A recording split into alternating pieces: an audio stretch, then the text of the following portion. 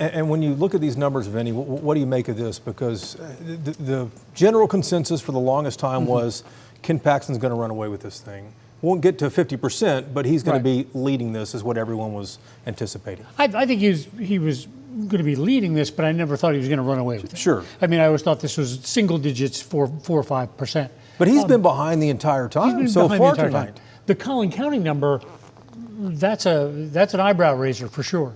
I mean, that's Ken Paxton's home county. Yeah. It's also Angela Paxton's home county.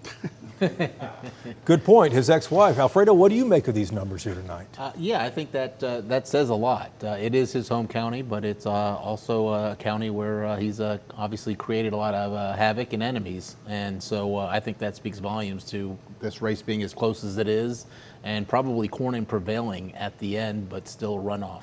And what do you think, Bud? Does Cornyn prevail at the end? Well, let me ask the consultants. I mean, does Trump endorse or not? I mean, let's talk about this.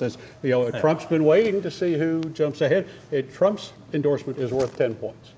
Trump's been waiting to see who led in this. If it was somebody he liked, if somebody would give him a reason to endorse, he endorsed tough fines. He went opposite the governor in other races. He didn't seem to be going with establishment candidates, but will he go with Cornyn? Well, I think there are 200 million reasons for Trump to endorse in this race.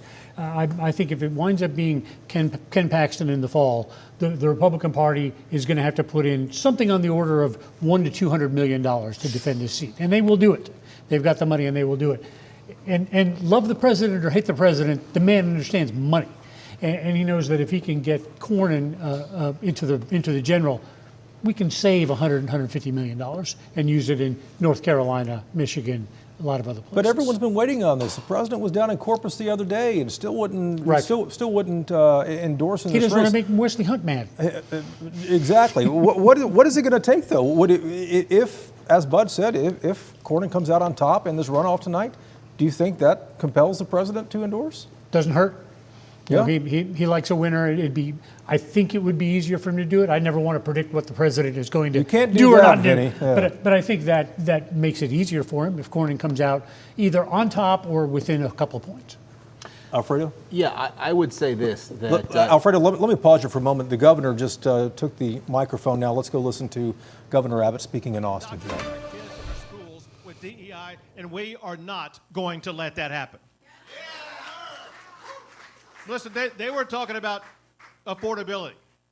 Listen, the last thing that we need in our lives is higher taxes. And yet, that's what all of these Democrats, from the top of the ballot all the way to the bottom of the ballot, they've actually voted to increase your taxes. They voted against our property tax cut. They actually voted for a state income tax.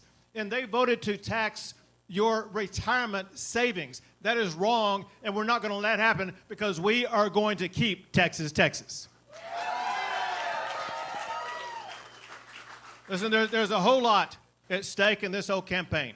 All of those issues I talked about, but something maybe even more important, and that is your values, about who you are. There's one thing that unites everybody in this room, one thing that unites almost everybody in this state, and that is we believe in God over government. We know that in Texas, freedom is worth fighting for, and we know something else. We know that it actually means something to be a Texan, and we are going to stand for what Texas stands for, and we are going to fight and unite, and we're going to win this election with your help, working every single day. We will keep Texas, Texas. God bless you all, and God bless the great state of Texas. All right, the governor there easily reelected. No one thought this was going to be a competitive race at all, but the governor is going to be running for his fifth term, Bud? Fourth term, fifth term? I don't put you on the spot here. He's been in for a moment.